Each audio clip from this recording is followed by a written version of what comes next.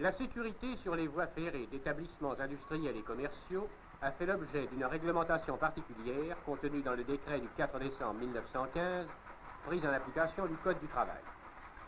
Les grands établissements industriels, et en particulier les installations minières et les usines sidérurgiques, comportent d'importants réseaux de voies ferrées qui, d'une part, les relient au réseau national pour l'acheminement des produits ou du matériel, et d'autre part, relie entre eux les divers services et ateliers. Si le nombre des accidents enregistrés sur les voies ferrées d'établissement est relativement faible, en revanche, ces accidents sont le plus souvent très graves, voire même mortels. La sécurité a donc un rôle primordial à jouer dans ce domaine. Il est essentiel tout d'abord que le réseau intérieur des établissements comporte une signalisation parfaite, répondant à tous les principes de la sécurité ferroviaire en général.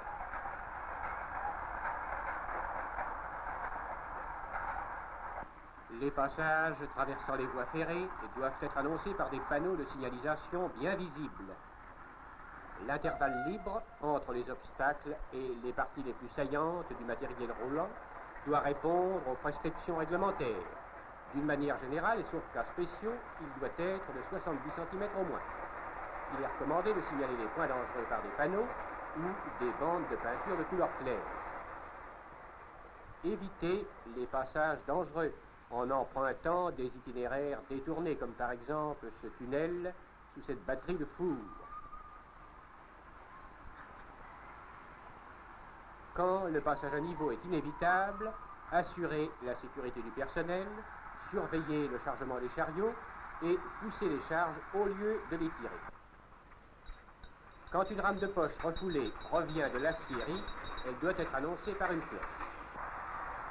Rappelons les préceptes de sécurité au moment de la prise en charge d'une locomotive. Après avoir jeté un coup d'œil sur le mécanisme extérieur de sa machine, le mécanicien, de ses mains libres, saisit les rampes pour accéder au poste de conduite. Il vérifie l'état du foyer, du niveau de l'eau et le bon fonctionnement des freins, purgeurs, marche au point mort. Tout est en ordre. Un coup de sifflet et la locomotive part. Voici quelques exemples de manœuvres interdites et de manœuvres réglementaires. Il est bien tentant pour l'accrocheur de dételer en marche, pour faire un changement de voie, des wagons tirés par une machine. Cette manœuvre, appelée parfois reniflade, est formellement interdite.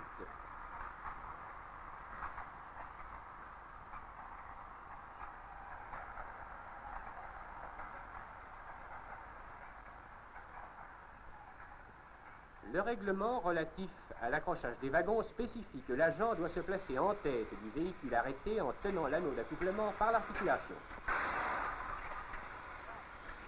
Jeter cet anneau dans le crochet de traction du wagon qui arrive et ne sortir de la voie qu'à l'arrêt complet de la rame.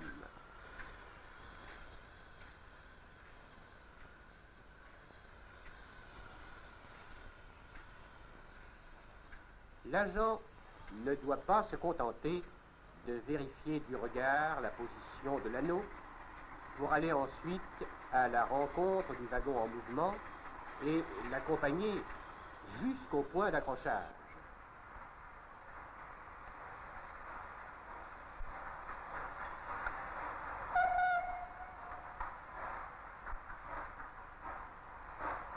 Ne procédez jamais à un accrochage dans un aiguillage. Le mouvement des wagons peut vous surprendre et vous coincez le pied.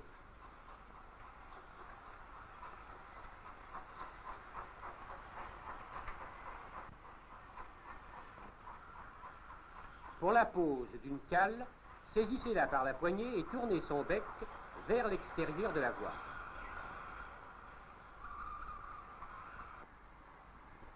Ne posez jamais une cale dans un aiguillage.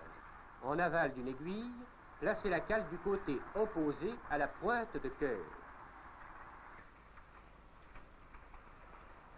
Il est rigoureusement interdit aux agents de se tenir sur les tampons. Il est également défendu de traverser la voie devant un véhicule en mouvement.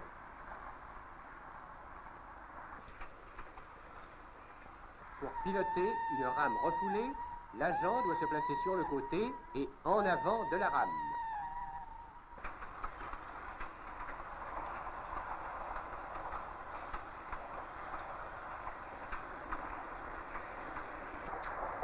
Ne traversez jamais une voie sans vous être assuré qu'aucun train ne vient à droite ou à gauche. Accrocheur, ne vous tenez pas sur les marchepieds. Ne sautez pas en marche, vous risquez de heurter un obstacle.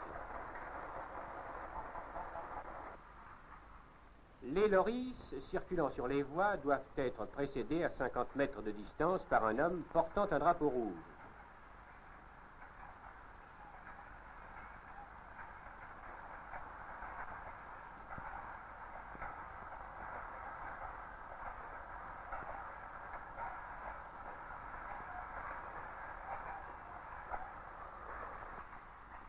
Un agent doit également être placé à l'arrière et à la même distance.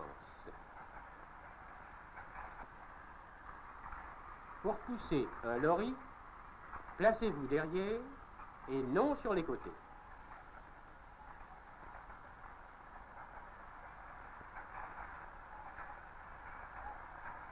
Ne montez pas sur un lorry.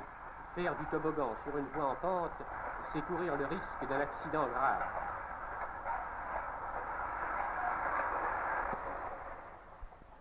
L'agent qui pilote une rame refoulée doit en surveiller la voie ainsi que ses abords. Il utilise le code des signaux conventionnels, sifflet, lanterne, pour signaler le passage du convoi et se tenir en liaison constante avec le mécanicien.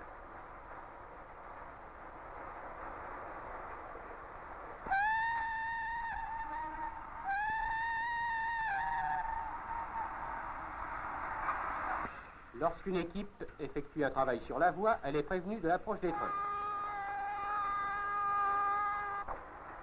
Au signal du surveillant, les ouvriers dégagent la voie, la débarrassent de tous les outils et se portent sur les bas-côtés.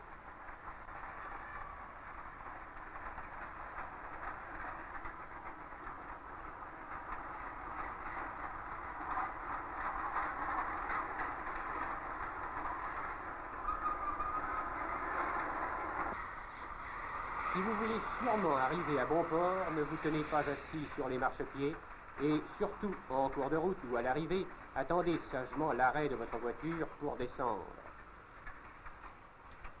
Il faut monter quelques marches pour utiliser cette passerelle, mais la joie de retrouver sains et saufs les siens à la fin d'une dure journée de labeur vaut bien de se plier à quelques habitudes de sécurité.